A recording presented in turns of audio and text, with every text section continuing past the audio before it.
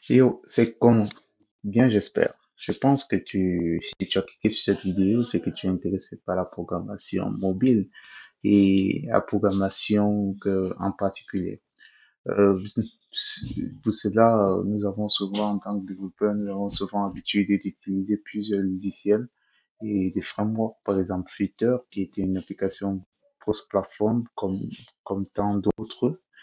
Et pour cela, Flutter est a des particularités assez intéressantes du style du cross-platform dans la mesure où, comme vous pouvez le constater, Flutter propose de monter des applications sur différents formats, que ce soit téléphone, que ce soit euh, euh, ordinateur, PC, que ce soit même des widgets, je trouve.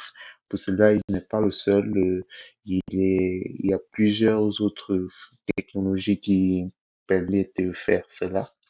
Par exemple, React Native, qui est essentiellement euh, plus coté chez les développeurs web qui sont intéressés du au langage qui est utilisé, du JavaScript. Permet aussi de faire la même chose que Flutter, mais celui-ci est un peu plus côté web puisque il utilise des technologies comme JavaScript, TypeScript et ainsi de suite. Il n'est pas le seul. Il y a Kotlin. Kotlin est aussi très intéressant puisque il fait aussi du code plateforme. Initialement, Kotlin n'a pas été conçu pour du code plateforme. C'est un langage qui a été conçu pour remplacer du JavaScript. Et et dans le cours de son évolution, qu'il a pu donner cela du code plateforme, à évoluer vers du code plateforme. Et en plus de cela, pouvons aussi avoir que Ionit.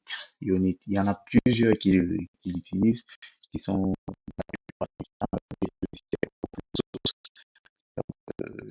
mais particulièrement, nous allons nous intéresser uniquement à du Flutter, essayer de comprendre son mode de fonctionnement, comprendre sa structuration, comment avancer. Si, euh, Nous allons tous le parcourir durant tout ce petit programme qui est élaboré. Donc, mais quand c'est pas compliqué, ce serait très simple. On va expliquer le plus facilement possible pour que tout le monde puisse comprendre. Donc, c'est pas grave, c'est pas compliqué.